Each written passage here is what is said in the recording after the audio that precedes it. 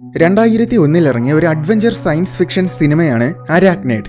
കുറച്ചുപേര് റിസർച്ചിന് വേണ്ടി ഒരു ദ്വീപിലെത്തുമ്പോൾ ആ ദ്വീപിലെ ചിലന്തികളെല്ലാം വളരെ വേഗം മാരകമായ ജീവികളായിട്ട് മ്യൂട്ടേറ്റ് ആകുന്നതും ആ ജീവികളിൽ നിന്നും രക്ഷപ്പെടാൻ ശ്രമിക്കുന്നതുമാണ് സിനിമയുടെ ഇതിവൃത്തം.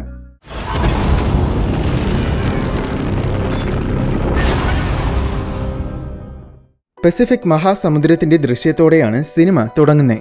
അവിടെ അന്യഗ്രഹ ജീവികളുടെ അദൃശ്യമായ ഒരു സ്പേസ്ഷിപ്പ് കടലിൽ നിന്നും എന്തിനോ വേണ്ടി കുറച്ച് ജലവും അതിനോടൊപ്പം കുറച്ച് മീനുകളെയും വലിച്ചെടുത്തുകൊണ്ടിരിക്കുകയായിരുന്നു. ആ സമയത്താണ് അതുവഴി ഒരു ജെറ്റ് പറന്നുപോയത്. ജോളി എന്നാണ് പൈലറ്റിന്റെ പേര്. അവന്റെ ട്രെയിനിങ്ങിന്റെ ഭാഗമായിട്ട് വെറുതെ അതുവഴി പറന്നുപോയതാണ്. അവന്റെ റാഡാറിൽ മുന്നിൽ എന്തോ ഉണ്ടെന്ന് കാണിക്കുന്നുണ്ട്, പക്ഷെ ഒന്നും കാണാൻ പറ്റുന്നില്ല. അത് ശരിക്കും സ്പേസ്ഷിപ്പ് ആയിരുന്നു. എന്നാൽ ചിലപ്പോൾ റാഡാറിന്റെ എന്തെങ്കിലും മിസ്റ്റേക്ക് ആയിരിക്കുമെന്ന് കരുതി അവൻ അത് കാര്യമാക്കിയില്ല. അങ്ങനെ ജെറ്റ് വേഗത്തിൽ വന്ന് സ്പേസ്ഷിപ്പുമായിട്ട് കൂട്ടിയിടിച്ചു.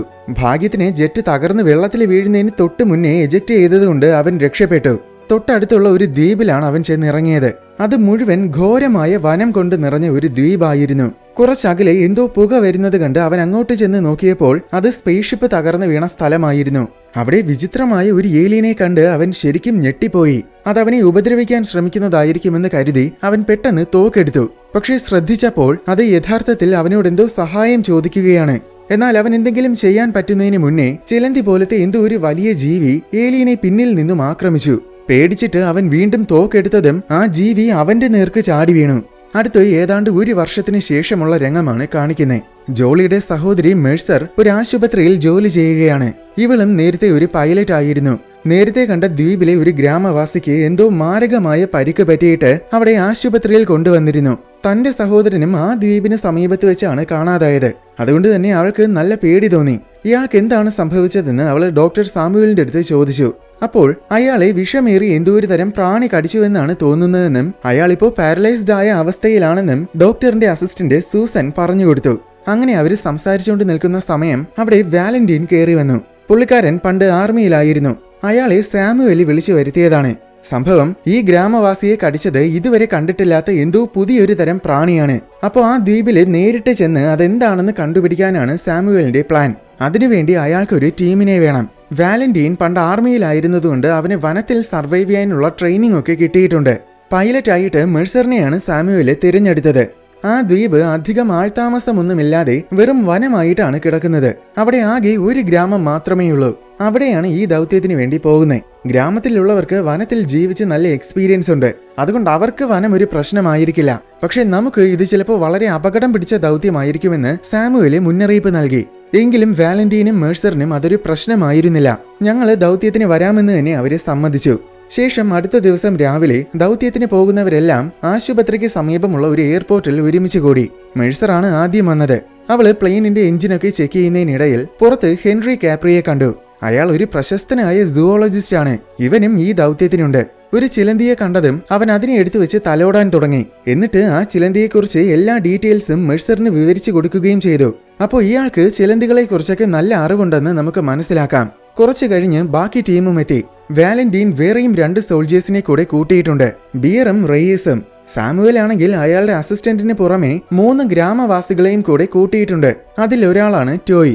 ഈ ഗ്രാമവാസികള് ശരിക്കും ആ ദ്വീപിലുള്ളവരല്ല, മറിച്ച് സമീപമുള്ള മറ്റൊരു ദ്വീപിലുള്ളവരാണ്. ഇവർക്ക് വനത്തിലൂടെ യാത്ര ചെയ്ത് നല്ല എക്സ്പീരിയൻസ് ഉണ്ട്. അതുകൊണ്ടാണ് അവരെയും കൂടെ കൊണ്ടുപോകുന്നത്. ഈ ദൗത്യം അപകടം പിടിച്ചതായിരിക്കുമെന്ന് തോന്നിയതുകൊണ്ട് വാലന്റീൻ കുറെ ആയുധങ്ങളൊക്കെ കൊണ്ടുവന്നിട്ടുണ്ട്. ശേഷം എല്ലാവരും പ്ലെയിനിൽ കയറി യാത്രയായി. അത്രയും നേരം ഒരു കുഴപ്പവുമില്ലാതെ പോയിക്കൊണ്ടിരുന്നതാണ്. എന്നാൽ ദ്വീപിന് സമീപം എത്തിയതും പ്ലെയിന് മൊത്തം തകരാറിലാകാൻ തുടങ്ങി. എഞ്ചിനാണെങ്കിൽ ഓഫ് ആവുകയും ചെയ്തു. പ്ലെയിന് പതിയെ വെള്ളത്തിൽ വീഴാൻ പോയി. ഭാഗ്യത്തിന് മെഴ്സർ വളരെ സ്കിൽഡ് ആയിട്ടുള്ള പൈലറ്റ് ആയതുകൊണ്ട് വെള്ളത്തിൽ വീഴാതെ അവള് പ്ലെയിനെ ബീച്ചിൽ കൊണ്ട് ക്രാഷ് ലാൻഡ് ചെയ്യിച്ചു. പതിയെയാണ് വന്ന് വീണത്. അതുകൊണ്ട് ആർക്കും പരിക്കുകളൊന്നും പറ്റിയില്ല. ശേഷം മെഴ്സർ ചെന്ന് എഞ്ചിനും മറ്റുപകരണങ്ങളുമൊക്കെ പരിശോധിച്ചപ്പോൾ ഒന്നിനും യാതൊരു പ്രശ്നവുമില്ല. അപ്പോൾ എന്തുകൊണ്ടാണ് ഈ പ്ലെയിൻ തകരാറിലായതെന്നോർത്ത് മെഴ്സർ ആകെ കൺഫ്യൂഷനിലായി. സംഭവം നേരത്തെ തകർന്നു വീണ ഏലിയൻ സ്പേസ്ഷിപ്പിൽ നിന്നും ശക്തമായ ഇലക്ട്രോ മാഗ്നറ്റിക് സിഗ്നൽസ് വമിക്കുന്നുണ്ട്. അങ്ങനെ ഈ ദ്വീപിന് ചുറ്റും ഒരു ഇലക്ട്രോ മാഗ്നറ്റിക് ഫീൽഡ് ഉണ്ടായിരിക്കുകയാണ്. അത് കാരണം ദ്വീപിന് സമീപം വരുന്ന എല്ലാ ഇലക്ട്രോണിക് ഉപകരണങ്ങളും ഓഫ് ആയി പോകും. അങ്ങനെയാണ് പ്ലെയിനിന്റെ നിയന്ത്രണവും നഷ്ടപ്പെട്ടത്. ക്രാഷ് ലാൻഡ് ചെയ്തതുകൊണ്ട് പ്ലെയിനിന്റെ ചിറക് തകർന്നിരിക്കുകയാണ്. ഇനി എന്തായാലും ഇവിടുന്ന് പ്ലെയിനിൽ തിരിച്ചു പോകാൻ പറ്റില്ല. എയർപോർട്ടിൽ വിളിച്ച് സഹായം തേടാമെന്ന് കരുതി ബീർ സാറ്റലൈറ്റ് ഫോൺ എടുത്ത് നോക്കിയപ്പോൾ എന്തോ സിഗ്നൽ ഇന്റർഫിയറൻസ് കാരണം സാറ്റലൈറ്റ് ഫോണും വർക്കാകുന്നില്ല. അപ്പോൾ ആരെയും വിളിച്ച് സഹായം തേടാനും സാധിക്കില്ല. ചുരുക്കി പറഞ്ഞാൽ ഇവരിപ്പോ ഈ ദ്വീപിൽ ട്രാപ്പ് ആയിരിക്കുകയാണ്. അങ്ങനെ ഇനി എന്ത് ചെയ്യുമെന്ന് കരുതി എല്ലാവരും കൂടെ ചർച്ച ചെയ്യുന്നതിനിടയിൽ നോക്കിയപ്പോൾ ഹെൻറിയെ കാണുന്നില്ല. അവൻ എവിടെ പോയെന്ന് നോക്കാൻ വാലന്റീൻ റേസിനെ പറഞ്ഞയച്ചു. ഈ സമയം ഹെൻറി സമീപത്ത് കണ്ട ഒരു ചിലന്തിയുടെ പിന്നാലെ ആയിരുന്നു. അത് ഈ ദ്വീപിൽ മാത്രം കാണപ്പെടുന്ന വളരെ അപൂർവ ഇനം ചിലന്തിയാണ്. അതിനെ കൂടുതൽ പഠിക്കാൻ അവൻ അതിനെ പിടിച്ച് ഒരു കുപ്പിയിലാക്കി. എന്നിട്ട് ഇനി വേറെ ചിലന്തി എങ്ങാനും ഉണ്ടോ എന്ന് നോക്കിക്കൊണ്ട് നിൽക്കുന്നതിനിടയിൽ മുകളിൽ നിന്നും എന്തോ ഒരു ദ്രാവകം അവന്റെ തൊപ്പിയിൽ വന്നു വീണു. സെക്കൻഡുകൾക്കുള്ളിൽ തൊപ്പി ഉരുകാനും തുടങ്ങി. സംഭവം അത് മുകളിൽ നിന്ന് എന്തോ ഒരു ജീവിയുടെ സലൈവയായിരുന്നു. അതിന് ആസിഡ് തുപ്പാനുള്ള ശക്തിയുണ്ട്. അതെന്ത് ജീവിയായിരിക്കുമെന്ന് കരുതി കൗതുകത്തോടെ ഹെൻറി മുകളിലേക്ക് നോക്കി. പക്ഷെ ചെടികൾക്കിടയിൽ മറഞ്ഞിരിക്കുന്നതിനാൽ അതിനെ കാണാൻ കഴിയുന്നില്ല. അപ്പോഴാണ് റെയീസ് അവിടെ എത്തിയത്. മുകളിൽ ചെടികൾക്കിടയിൽ എന്തോ അനങ്ങുന്നത് കണ്ട് റെയീസ് പെട്ടെന്ന് അതിനെ വെടിവെച്ചു. അത് നിലത്ത് വന്ന് വീഴുകയും ചെയ്തു. അത് വിചിത്രമായ എന്തോ ഒരു തരം ചിലന്തിയാണ്. പക്ഷെ അവര് രണ്ടുപേരും അതിനെ കണ്ടില്ല. വെടിയൊച്ച കേട്ടപ്പോ ആ ജീവി പേടിച്ചോടിയെന്നാണ് അവര് കരുതിയത്. അതുകൊണ്ട് അവരതിനെ കാണാതെ തിരിച്ച് ബീച്ചിലേക്ക് പോയി. ശേഷം അന്ന് രാത്രി അവര് ബീച്ചിന് സമീപത്ത് തന്നെ ക്യാമ്പ് കൂട്ടി. നമുക്ക് ആദ്യം എങ്ങനെയെങ്കിലും ആ പ്ലെയിനെ ശരിയാക്കാമെന്ന് വാലന്റീൻ പറഞ്ഞു.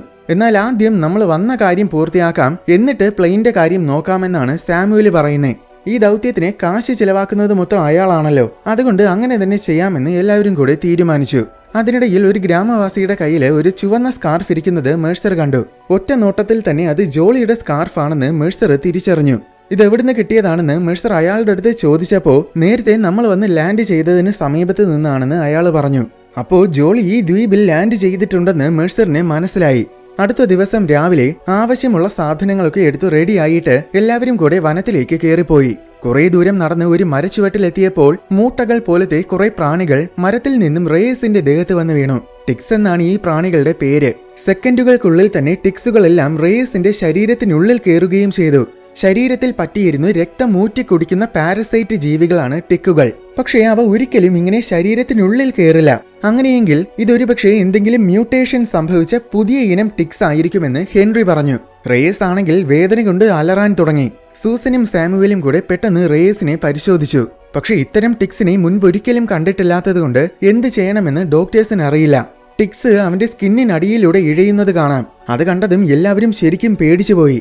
റേസ് കിടന്ന് പുളയുന്നത് കൊണ്ട് അവനെ ആശ്വസിപ്പിക്കാൻ മയക്ക് വെടിവെച്ച് സൂസൻ തൽക്കാലം അവനെ ബോധം കെടുത്തി. ഹെൻറിക്ക് പ്രാണികളെക്കുറിച്ച് എല്ലാം അറിയാവുന്നതുകൊണ്ട് ഈ ടിക്സ് ശരീരത്തിൽ കയറിയാൽ എന്ത് സംഭവിക്കുമെന്ന് സാമുവല് ഹെൻറിയോട് ചോദിച്ചു. പക്ഷെ നേരത്തെ പറഞ്ഞതിനേക്കാൾ ഉപരി അവനും ഇതിനെക്കുറിച്ച് കൂടുതലായിട്ടൊന്നും തന്നെ അറിയില്ല. നീ വലിയ കൊമ്പത്തെ സൂവോളജിസ്റ്റ് അല്ലേ, എന്നിട്ട് നിനക്ക് ഇതിനെക്കുറിച്ച് അറിയില്ലേ എന്ന് ചോദിച്ച് സാമുവല് ഹെൻറിയുടെ അടുത്ത് ദേഷ്യപ്പെട്ടു. അത് കേട്ടപ്പോൾ ഹെൻറിക്ക് ശരിക്കും വിഷമമായി. അവൻ ദേഷ്യത്തിൽ അവിടെ നിന്നും പോയി. ശേഷം കുറെ നേരത്തെ വിശ്രമം കഴിഞ്ഞ് എല്ലാവരും വീണ്ടും യാത്ര തുടരാൻ തീരുമാനിച്ചു. റേസിനിപ്പോ ബോധം വന്നിട്ടുണ്ട്. മെഴ്സർ ഹെൻറിയെ വിളിക്കാൻ പോയി. അവൻ അപ്പുറത്തെ ഒരു മരച്ചുവട്ടിൽ നിൽപ്പുണ്ടായിരുന്നു. അയാൾ പറഞ്ഞത് ശരിയാണ്, ഇതിനെക്കുറിച്ച് അറിഞ്ഞൂടാത്ത ഞാൻ ഒരു നല്ല സൂവോളജിസ്റ്റ് അല്ല എന്നൊക്കെയാണ് ഹെൻറി പറയുന്നേ. അപ്പോൾ സാമുവൽ പറഞ്ഞതൊന്നും നീ കാര്യമാക്കണ്ട. അയാൾ അപ്പോഴത്തെ ദേഷ്യത്തിൽ എന്തൊക്കെയോ പറഞ്ഞതാണ്. അയാൾ അങ്ങനെ പറഞ്ഞെന്ന് വെച്ച് നീ നല്ല സൂവോളജിസ്റ്റ് അല്ലാതാകില്ല. ബെസ്റ്റ് സൂവോളജിസ്റ്റ് എന്ന പേരിൽ നിനക്ക് പുരസ്കാരങ്ങൾ പോലും കിട്ടിയിട്ടുള്ളതല്ലേ, അതുകൊണ്ട് അയാൾ പറഞ്ഞതൊന്നും നീ കാര്യമാക്കണ്ട എന്നൊക്കെ പറഞ്ഞ് മെഴ്സർ അവനെ ആശ്വസിപ്പിച്ചു. അത് കേട്ടപ്പോൾ അവന് സമാധാനമായി. ശേഷം എല്ലാവരും കൂടെ വീണ്ടും നടക്കാൻ തുടങ്ങി. അതിനിടയിൽ ഒരു മരത്തിന്റെ മുകളിൽ ചിലന്തി പോലത്തെ എന്തോ ഒരു വലിയ ജീവി തൂങ്ങിക്കിടക്കുന്നത് കാണാം. പക്ഷെ അവരാരും അത് ശ്രദ്ധിച്ചില്ല. കുറെ ദൂരം പോയപ്പോൾ തറയിൽ ഒരു കുഴി കണ്ടു. ഉള്ളിലേക്ക് തലയിട്ട് നോക്കിയപ്പോൾ അകത്ത് ചെറിയ ടണൽസ് ഒക്കെ കാണാം. സംഭവം പണ്ട് 2ാം ലോക മഹായുദ്ധ കാലത്ത് ഈ ദ്വീപ് ജാപ്പനീസുകാരുടേതായിരുന്നു. അവർ ഈ ദ്വീപിൽ ഒരുപാട് അണ്ടർഗ്രൗണ്ട് ടണൽസ് ഒക്കെ ഉണ്ടാക്കിയിരുന്നു. ഈ കാണുന്ന കുഴി ശരിക്കും ആ ടണൽസിന്റെ ഭാഗമാണെന്ന് വാലന്റീൻ പറഞ്ഞു കൊടുത്തു. ശേഷം മറ്റൊരിടത്തെത്തിയപ്പോൾ ഒരു ചിലന്തി മരത്തിന് പുറത്ത് വലവിരിക്കുന്നത് കണ്ട് ഹെൻറി അത്ഭുതപ്പെട്ടു. കാരണം ഈ ഇനം ചിലന്തികൾക്ക് സൂര്യപ്രകാശം താങ്ങാനുള്ള കഴിവില്ല. അതുകൊണ്ട് രാത്രി സമയങ്ങളിലല്ലാതെ ഇവ ഒരിക്കലും പുറത്തു വരാറില്ല. പകൽ സമയങ്ങളിലാണെങ്കിൽ ഏതെങ്കിലും ഇരുട്ട് നിറഞ്ഞ സ്ഥലങ്ങളിലായിരിക്കും ഇവ ജീവിക്കുന്നത്. അങ്ങനെയാണെങ്കിൽ പകൽ സമയവും പുറത്തു വരുന്ന രീതിയിൽ ഇതിനെന്തെങ്കിലും മ്യൂട്ടേഷൻ സംഭവിച്ചു കാണുമെന്ന് ഹെൻറി കരുതി. അതുകൊണ്ട് പഠനത്തിന് വേണ്ടി അവൻ അതിനെയും പിടിച്ചൊരു കുപ്പിയിലടച്ചു. എന്നിട്ട് വീണ്ടും യാത്രയായി. കുറച്ച് മണിക്കൂറുകൾ കഴിഞ്ഞ് അവരൊരു ഗ്രാമത്തിലെത്തി. ഈ ഗ്രാമത്തിലുള്ള ഒരാളെയാണ് ആദ്യം ഹോസ്പിറ്റലിൽ കണ്ടത്. ഇവിടെ ധാരാളം കുടിലുകളുണ്ട്. പക്ഷെ ഒരൊറ്റ മനുഷ്യനെ പോലും കാണുന്നില്ല. എന്തോ കാരണത്താൽ എല്ലാവരും പെട്ടെന്ന് ഗ്രാമം മുഴുവൻ ഉപേക്ഷിച്ച് പോയതുപോലെ തോന്നും. റേസ് ഇപ്പോഴും വേദന കൊണ്ട് പൊളയുകയാണ്. ഹെൻറി നേരത്തെ പിടിച്ച ചിലന്തിയെ ഒരു മൈക്രോസ്കോപ്പിന്റെ സഹായത്തോടെ നിരീക്ഷിച്ചു. അവൻ പ്രതീക്ഷിച്ചതുപോലെ തന്നെ ഈ ചിലന്തിക്ക് മ്യൂട്ടേഷൻ സംഭവിച്ചിരിക്കുകയാണ്. അതിനിപ്പോ ഒരു ശക്തമായ പുറംതോടുണ്ട്. അതുകൊണ്ട് ഇനി എത്ര നേരം വേണമെങ്കിലും സൂര്യപ്രകാശം കൊള്ളാനാകും. പക്ഷെ ഇതിൽ അത്ഭുതം എന്താന്ന് വെച്ചാൽ, ഇങ്ങനെ ഒരു മ്യൂട്ടേഷൻ സംഭവിക്കാൻ സാധാരണഗതിയിൽ പല ദശലക്ഷം വർഷങ്ങളെടുക്കും. പിന്നെ ഇതെങ്ങനെ സംഭവിച്ചുവെന്നാണ് അത്ഭുതം. എന്തായാലും ഈ ഗ്രാമത്തിൽ വന്ന് ഗ്രാമവാസികളുടെ സഹായത്തോടെയാണ് ആ പ്രാണിയെ കണ്ടെത്താമെന്ന് സാമുവല് കരുതിയത്. കാരണം ഈ ഗ്രാമവാസികൾ മാത്രമേ ആ പ്രാണിയെ കണ്ടിട്ടുള്ളൂ. ഇവിടെ ആരുമില്ലാത്തത് കൊണ്ട് ഇനി കൂടുതൽ റിസ്ക് എടുക്കാതെ നമുക്ക് തിരിച്ചു പോകാമെന്ന് സാമുവല് പറഞ്ഞു. പക്ഷേ നേരത്തെ സ്കാർഫ് കിട്ടിയതുകൊണ്ട് തീർച്ചയായും ജോളി ഇവിടെ ലാൻഡ് ചെയ്തിട്ടുണ്ടെന്ന് മേഴ്സറിന് ഉറപ്പായിരുന്നു. അതുകൊണ്ട് അവൻ എന്ത് സംഭവിച്ചെന്നറിയാതെ തിരിച്ചു പോകാൻ പറ്റില്ലെന്നാണ് മേഴ്സർ പറയുന്നത്. യഥാർത്ഥത്തിൽ ഇവൾ ഈ മിഷന് വരാമെന്ന് സമ്മതിച്ചതുപോലും ജോളിയെ തേടാമെന്ന് കരുതിയിട്ടാണ്. അതുപോലെ ഇവിടെ ധാരാളം അപൂർവ ഇനം ചിലന്തികളുണ്ട്. അതിനെയൊക്കെ പഠിക്കാതെ ഇവിടുന്ന് പോകുന്നത് മണ്ടത്തരമാണെന്ന് ഹെൻറിയും പറഞ്ഞു. അങ്ങനെ തിരിച്ചു പോകുന്നതിനെ ചൊല്ലി എല്ലാവരും കൂടെ തർക്കിക്കുന്നതിനിടയിൽ റേസ് രക്തം തുപ്പാൻ തുടങ്ങി. എന്നിട്ട് തൊട്ടു പിന്നാലെ അവന്റെ ദേഹത്തു നിന്നും ടിക്സ് ഒക്കെ പുറത്തു വരാനും തുടങ്ങി. ശരീരമൊക്കെ കീറി മുറിച്ചുകൊണ്ടാണ് പുറത്തു വരുന്നത്. റേസ് വേദന സഹിക്കാൻ പറ്റാതെ കിടന്നലറുകയാണ്. തന്റെ കൂട്ടുകാരനെ കൂടുതൽ കഷ്ടപ്പെടുത്താതെ ബിയർ അവനെ വെടിവെച്ച് കൊന്നുകളഞ്ഞു. ഇത് കണ്ട് എല്ലാവരും ഫ്രീസായി പോയി. ഈ ദ്വീപ് എത്രത്തോളം ഡേഞ്ചറസ് ആണെന്ന് ഇപ്പോഴാണ് അവർക്ക് ബോധ്യമായത്. അതുകൊണ്ട് എത്രയും വേഗം നമുക്കിവിടുന്ന് രക്ഷപ്പെടാമെന്ന് എല്ലാവരും തീരുമാനിച്ചു. പക്ഷെ ഇപ്പോ സന്ധ്യാസമയമായിരിക്കുകയാണ്. അതുകൊണ്ട് ഇന്ന് രാത്രി ഇവിടെ തങ്ങാമെന്ന് കരുതി. ശേഷം രാത്രി എല്ലാവരും ഉറങ്ങിക്കിടന്ന സമയം എന്തോ ഒരു ശബ്ദം കേട്ട് മേഴ്സർ അങ്ങോട്ട് ചെന്ന് നോക്കിയതും പഴുതാര പോലത്തെ രൂപമുള്ള വലിയൊരു ജീവി അവളെ ആക്രമിക്കാൻ വന്നു. ഉടനെ എല്ലാവരും ഉണർന്നു. എല്ലാവരും കൂടെ അതിനെ തിരിച്ചാക്രമിക്കാൻ നോക്കി. പക്ഷെ അത് വളരെ വേഗത്തിലാണ് ചലിക്കുന്നത്. അതുകൊണ്ട് അതിനെ ഒന്നും തന്നെ ചെയ്യാൻ പറ്റുന്നില്ല. അവസാനം ഗ്രാമവാസികളിൽ ഒരാളെ അത് വാലുകൊണ്ട് പിടിച്ചു. എന്നിട്ട് അവനെയും കൊണ്ട് പോകാൻ നോക്കി. ഉടനെ ടോയ് ഓടി വന്ന് പഴുതാരയുടെ വാലിനെ വെട്ടിക്കളഞ്ഞു. അങ്ങനെ പിടിച്ചവനെ തറയിലിട്ടിട്ട് പഴുതാര അവിടെ ഓടി രക്ഷപ്പെട്ടു. ഇതൊക്കെ കണ്ടപ്പോൾ ഇത്രയും അപകടം പിടിച്ച ഒരു വനത്തിൽ എന്തായാലും ജോളി ഇത്രയും നാളുകൾ അതിജീവിക്കാനുള്ള യാതൊരു സാധ്യതയുമില്ലെന്ന് മെഴ്സറിന് മനസ്സിലായി. അങ്ങനെ അവൾ ആകെ വിഷമത്തിലായി. ശേഷം ഹെൻറി ആ ജീവിയുടെ വാലിനെ കീറിമുറിച്ച് പരിശോധിച്ച് നോക്കിയപ്പോൾ അവന് വീണ്ടും അത്ഭുതം തോന്നി. കാരണം സാധാരണ പഴുതാര 20 ലക്ഷം വർഷങ്ങൾ കൊണ്ട് പരിണമിച്ചാൽ എങ്ങനെയാകുമോ ആ രീതിയിലാണ് ഇത് പരിണമിച്ചിരിക്കുന്നത്.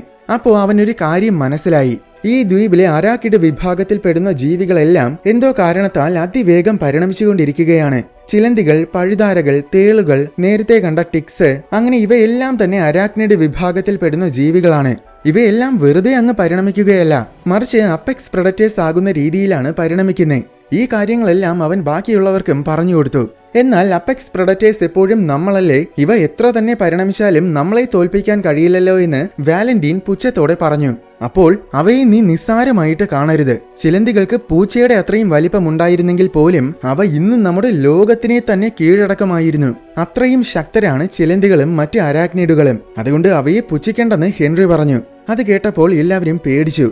ശേഷം എല്ലാവരും വീണ്ടും ഉറങ്ങാൻ പോയി. സംഭവം ഈ മ്യൂട്ടേഷന് പിന്നിൽ ഹെൻറിക്ക് മനസ്സിലാക്കാൻ പറ്റാത്ത കാരണമുണ്ടായിരുന്നു. എന്താണെന്നാൽ യഥാർത്ഥത്തിൽ അന്ന് സ്പേസ്ഷിപ്പ് വന്ന് ഈ ദ്വീപിൽ വീണപ്പോ ആ ഏലിയന്റെ DNA കാരണമാണ് ഇവിടെയുള്ള അരാക്നിഡുകളെല്ലാം ഇങ്ങനെ മ്യൂട്ടേറ്റ് ആകാൻ തുടങ്ങിയത്. എന്തായാലും അടുത്ത ദിവസം രാവിലെ എല്ലാവരും ബീച്ചിലേക്ക് തിരിച്ചു പോകാൻ തയ്യാറായി. ഏറ്റവും ഉയരം കൂടിയ മലമുകളിൽ കയറിയാൽ ഒരുപക്ഷെ അവിടെ സിഗ്നൽ കിട്ടാനുള്ള സാധ്യതയുണ്ട്. അതുകൊണ്ട് അതൊന്ന് ചെക്ക് ചെയ്യാൻ ബിയറിനെയും ഒരു ഗ്രാമവാസിയെയും വാലന്റീൻ മലമുകളിലേക്ക് പറഞ്ഞയച്ചു. സിഗ്നൽ കിട്ടിയാൽ ഉടനെ എയർപോർട്ടിൽ വിളിച്ച് സഹായം തേടണമെന്നും എന്നിട്ട് നേരെ ബീച്ചിലേക്ക് വരണമെന്നും അവരോട് വാലന്റീൻ പറഞ്ഞു. അങ്ങനെ അവർ രണ്ടുപേരും മലമുകളിലേക്ക് പോയി. ബാക്കിയുള്ളവര് ബീച്ചിലേക്കും യാത്രയായി. എന്നാൽ യാത്രക്കിടയിൽ ഹെൻറി വഴിതെറ്റിപ്പോയി. അങ്ങനെ അവൻ ഒറ്റയ്ക്കായി. ഇവിടെ മല കയറുന്നതിനിടയിൽ ബിയറിനെയും ഗ്രാമവാസിയെയും എന്തോ ഒരു ജീവി ആക്രമിച്ചു. അത് ശരിക്കും ആദ്യം റേസ് വെടിവെച്ച് കൊന്നതുപോലത്തെ ജീവിയായിരുന്നു. അത് ചെടികൾക്കിടയിൽ മറഞ്ഞിരുന്നിട്ട് ഗ്രാമവാസിയുടെ മുഖത്ത് ആസിഡ് തുപ്പി. ബിയർ അതിനെ തിരിച്ച് വെടിവെച്ചതും അത് അവിടുന്ന് ഓടിപ്പോയി. പക്ഷെ ആസിഡ് കാരണം ഗ്രാമവാസി കൊല്ലപ്പെട്ടു. ഈ സമയം ഹെൻറി നിറയെ വലകൾ നെയ്തു വെച്ചിരിക്കുന്ന ഒരു സ്ഥലത്തെത്തി. മരങ്ങൾ മുഴുവൻ വലയാണ്. ഇതെന്ത് തരം ചിലന്തിയായിരിക്കും ഇത്രയും വല നെയ്തതെന്നോർത്ത് അവൻ കൗതുകത്തോടെ ചുറ്റും നടന്ന് നിരീക്ഷിച്ചു. അതിനിടയിൽ അവൻ കാല് തന്നെ ഒരു ചെറിയ കുഴിയിൽ വീണു. ആ കുഴിയിൽ ഒരു വലിയ പഴുതാര ചത്തു കിടക്കുകയാണ്. അതിന്റെ വാല് നഷ്ടപ്പെട്ടിരിക്കുന്നത് കണ്ടപ്പോൾ ഇത് ഇന്നലെ രാത്രി നമ്മളെ ആക്രമിക്കാൻ വന്ന പഴുതാരയാണെന്ന് അവന് മനസ്സിലായി. ഈ ജീവിയെ പോലും കൊല്ലാൻ കഴിവുള്ള ഏത് ജീവിയാണുള്ളതെന്നോർത്ത് അവൻ അത്ഭുതപ്പെട്ട് നിൽക്കുന്ന സമയത്താണ് അവിടെ വളരെ വലിയൊരു ചിലന്തി വന്നത്. കുറെ നേരം കഴിഞ്ഞ് ബാക്കിയുള്ളവരും ഇവിടെ എത്തി. നോക്കിയപ്പോൾ ഹെൻറിയെ ചിലന്തി വലയിൽ പൊതിഞ്ഞു വച്ചിരിക്കുകയാണ്. അവന്റെ തല മാത്രം പുറത്തു കാണാം. ഇവിടെ ഒരു വലിയ ചിലന്തി ഉണ്ടെന്നും അതാണ് എന്നെ ഈ ഗതിയിലാക്കിയതെന്നും ഹെൻറി പറഞ്ഞു. വാലന്റീൻ വല മുറിച്ച് കളയാൻ വന്നു. എന്നാൽ ഈ വല ശരിക്കും ഹെൻറിയുടെ ശരീരവുമായിട്ട് ഫ്യൂസ് ആയിട്ടാണ് ഇരിക്കുന്നത്. വലയെ മുറിക്കാൻ ശ്രമിച്ചാൽ അവന്റെ ശരീരവും മുറിയും. അതുമാത്രമല്ല, ഹെൻറിയുടെ ശരീരത്തിൽ ചിലന്തി ഓൾറെഡി മാരകമായ വിഷം കുത്തിവെച്ചിട്ടുണ്ടായിരുന്നു. അപ്പോൾ എങ്ങനെ നോക്കിയാലും അവനിനി രക്ഷയില്ല. അതുകൊണ്ട് എന്നെ രക്ഷിക്കണമെങ്കിൽ കൂടുതൽ കഷ്ടപ്പെടുത്താൻ അനുവദിക്കാതെ എന്നെ അങ്ങ് കൊന്നുകളയുകയാണ് ചെയ്യേണ്ടതെന്ന് ഹെൻറി പറഞ്ഞു. വേറെ നിവർത്തിയില്ലെന്ന് മനസ്സിലാക്കിയ സൂസൻ വിഷം കുത്തിവെച്ച് ഹെൻറിയെ കൊന്നുകളഞ്ഞു. അങ്ങനെ എല്ലാവരും വിഷമിച്ച് നിൽക്കുന്ന സമയം അവിടെ നേരത്തെ കണ്ട ഭീമൻ ചിലന്തി എത്തി. അതിനെ ഇവര് തുരിതുരാന്ന് വെടിവെച്ച് നോക്കി. പക്ഷെ അതിന്റെ ഉരുക്ക് പോലത്തെ പുറം തോട് കാരണം അതിന് ഒരു പോറല് പോലും ഏൽക്കുന്നില്ല. അതിനെ ഒന്നും ചെയ്യാൻ പറ്റില്ലെന്ന് തിരിച്ചറിഞ്ഞതും എല്ലാവരും വേഗം അവിടെ നോടി. പക്ഷെ അതിനിടയിൽ സാമുവലിനെ അത് പിടികൂടി കൊന്നുകളഞ്ഞു. എന്നിട്ട് അത് ടോയിയെ ആക്രമിക്കാൻ വന്നു. ആ തക്കത്തിൽ സൂസനും വാലന്റീനും മെഴ്സറും കൂടെ ഓടി രക്ഷപ്പെട്ടു. പക്ഷേ ചിലന്തി തൊട്ട് പിന്നാലെ തന്നെ ഉണ്ടായിരുന്നു. കുറെ ദൂരം ഓടിയപ്പോൾ ഉപേക്ഷിക്കപ്പെട്ട പഴയൊരു ജാപ്പനീസ് മിലിറ്ററി ബേസ് കണ്ടു. അവര് പെട്ടെന്ന് അതിന്റെ അകത്ത് കയറി വാതിലൊക്കെ അടച്ചിട്ട് ശബ്ദമുണ്ടാക്കാതെ ഒളിച്ചിരുന്നു. എന്നാൽ ചിലന്തി ഒരു ജനാലയും തകർത്തുകൊണ്ട് അകത്ത് കയറി വരാൻ നോക്കി. വാലന്റീൻ ഓടിച്ചെന്ന് അതിനെ ആക്രമിച്ചു. പക്ഷെ അതിന്റെ മുന്നിൽ വാലന്റീൻ ഒന്നും ആയിരുന്നില്ല. അങ്ങനെ അത് നിസ്സാരമായിട്ട് അവനെ പിടിച്ചു വലിച്ച് പുറത്തോട്ട് കൊണ്ടുപോകാൻ ശ്രമിച്ചു. ഭാഗ്യത്തിന് കൃത്യസമയത്ത് മെഴ്സർ ചിലന്തിയുടെ കണ്ണിൽ വെടിവെച്ചു. അങ്ങനെ അത് വാലന്റീനെ വിട്ടിട്ട് അവിടുന്ന് പോയി. പക്ഷെ അവന്റെ ദേഹത്ത് ഒരുപാട് പരിക്കുകൾ പറ്റിയിരുന്നു. ശേഷം 3 പേരും കൂടെ കുറെ നേരം അവിടെ വിശ്രമിച്ചു. എന്നിട്ട് രാത്രി ആയപ്പോൾ ഇനി എന്തായാലും ചിലന്തി പോയി കാണുമെന്ന് കരുതി വാതില് തുറന്നു. എന്നാൽ പുറത്ത് അവരെയും കാത്ത് ചിലന്തി നിൽപ്പുണ്ടായിരുന്നു. തിരിച്ച് വാതിലടയ്ക്കുന്നതിന് മുന്നേ അത് വന്ന് സൂസനെ പിടിച്ച് കൊന്നുകളഞ്ഞു. ഇനി നമ്മൾ എങ്ങനെ ഇവിടുന്ന് രക്ഷപ്പെടുമെന്ന് ആലോചിച്ച് നിൽക്കുന്ന സമയത്താണ് ബേസിനകത്ത് അണ്ടർഗ്രൗണ്ട് ടണലിലേക്ക് ഇറങ്ങാനുള്ള ഒരു വാതിൽ കണ്ടത്. അങ്ങനെ വാലന്റീനും മെഴ്സറും അതിന്റെ ഉള്ളിൽ ഇറങ്ങി ടണലിലൂടെ നടന്നു. കുറെ ദൂരം നടന്ന് അവസാനം അവർ ആ ടണലിൽ നിന്ന് പുറത്തു വന്നു. പക്ഷെ അപ്പോഴേക്കും 2 പേരും ശരിക്കും തളർന്നിട്ടുണ്ടായിരുന്നു. അങ്ങനെ അവിടെ കിടന്ന് തന്നെ അവർ ഉറങ്ങിപ്പോയി. അടുത്ത ദിവസം രാവിലെ ബിയറും ടോയും വന്ന് വിളിച്ചപ്പോഴാണ് കണ്ണ് തുറന്നത്. അവര് 2 പേരും കാട്ടിലൂടെ ഓടി എങ്ങനെയോ ചിലന്തിയിൽ നിന്നും രക്ഷപ്പെട്ടതാണ്. ബിയർ നേരത്തെ മലയ്ക്ക് മുകളിൽ പോയിരുന്നു. പക്ഷെ അവിടെയും സിഗ്നൽ ഒന്നും കിട്ടുന്നില്ല. ഇനി എന്തായാലും ഈ ചിലന്തിയെ കൊന്നാൽ മാത്രമേ ഇവിടുന്ന് രക്ഷപ്പെടാൻ പറ്റൂ. അല്ലെങ്കിൽ ബീച്ചിലെത്തുന്നതിന് മുന്നേ അത് ഇവരെല്ലാം കൊല്ലും. അതുകൊണ്ട് നമുക്കതിനെ അങ്ങ് കൊന്നുകളയാമെന്ന് തന്നെ എല്ലാവരും കൂടെ തീരുമാനിച്ചു. നേരത്തെ ഹെൻറിയെ കൊന്നതിന് സമീപം ഒരു ഗുഹയുണ്ട്. അവിടെയാണ് ഈ ചിലന്തിയുടെ താവളം. അങ്ങനെ 4 പേരും കൂടെ ആ ഗുഹയിലേക്ക് കയറിപ്പോയി. വാലന്റീൻ തീരെ അവശനായതുകൊണ്ട് അവനെ ഗുഹ തുടങ്ങുന്നിടത്ത് ഇരുത്തിയിട്ടാണ് പോയത്. അകത്ത് കയറി നോക്കിയപ്പോൾ ചിലന്തി ഒരുപാട് മുട്ടകളൊക്കെ ഇട്ട് വെച്ചിട്ടുണ്ട്. ചിലന്തിയാണെങ്കിൽ മുകളിൽ ഒരു വലക്കൂട് നെയ്ത് അതിനകത്ത് ഉറങ്ങിക്കിടക്കുകയാണ്. ഇതാണ് പറ്റിയ അവസരം. ഇപ്പോൾ അതിനെ നമുക്ക് എളുപ്പത്തിൽ കൊല്ലാൻ പറ്റുമെന്ന് ബിയർ പറഞ്ഞു. മെഴ്സർ ശബ്ദമുണ്ടാക്കാതെ പതിയെ മുകളിൽ കയറി. എന്നിട്ട് അതിനെ കൊല്ലാൻ വേണ്ടി കത്തിയെടുത്തതും അത് പെട്ടെന്ന് ഉണർന്നു. ബിയർ ഉടനെ അതിനെ വെടിവെച്ചു. അങ്ങനെ അത് ചെന്ന് സെക്കൻഡുകൾ കൊണ്ട് നിസ്സാരമായിട്ട് ബിയറിനെ കൊന്നുകളഞ്ഞു. അടുത്ത് അത് മെഴ്സറിനെ വല നെയ്ത് പിടികൂടി. പക്ഷെ അവളെ കൊന്നില്ല. കാരണം നേരത്തെ ഹെൻറിയെ ചെയ്തതുപോലെ പൊതിഞ്ഞു വയ്ക്കാനാണ് ചിലന്തി അവളെ പിടിച്ചത്. അവളെ അത് ഗുഹയുടെ ഉള്ളിലോട്ട് വലിച്ചുകൊണ്ട് പോകുന്ന സമയം ടോയി വിഷം നിറച്ച അമ്പുകൾ ചിലന്തിയുടെ വയറ്റിൽ എയ്തുവിട്ടു. അത് കാരണം ചിലന്തി തീരെ ദുർബലമായി പോയി. ആ തക്കത്തിൽ മെഴ്സർ ചിലന്തിയെ ഒരു കുഴിയിലേക്ക് തള്ളിയിട്ടു. ആ കുഴിയിൽ കൂർത്ത മുനയുള്ള ഒരു കല്ലുണ്ടായിരുന്നു. അതിന്റെ പുറത്ത് വന്ന് വീണ ചിലന്തിയുടെ ദേഹത്തോടെ അത് തുളച്ചു കയറി. അങ്ങനെ അവസാനം അവരതിനെ കൊന്നു. എന്നിട്ട് 3 പേരും കൂടെ ഗുഹയിൽ നിന്നിറങ്ങി പതിയെ ബീച്ചിലേക്ക് നടന്നു. ഇനി ചിലന്തിയെ പേടിക്കാതെ അവർക്ക് ധൈര്യമായിട്ട് ബീച്ചിലെത്താം എന്നാണ് അവര് വിചാരിച്ചത്. എന്നാൽ കുറച്ചു ദൂരം നടന്നതും മറ്റൊരു വലിയ ചിലന്തി ഒരു മരത്തിന്റെ മുകളിൽ അവരെയും നോക്കിയിരിക്കുന്നത് കാണാം. ആ ദൃശ്യത്തോടെ സിനിമ അവസാനിക്കുകയാണ്.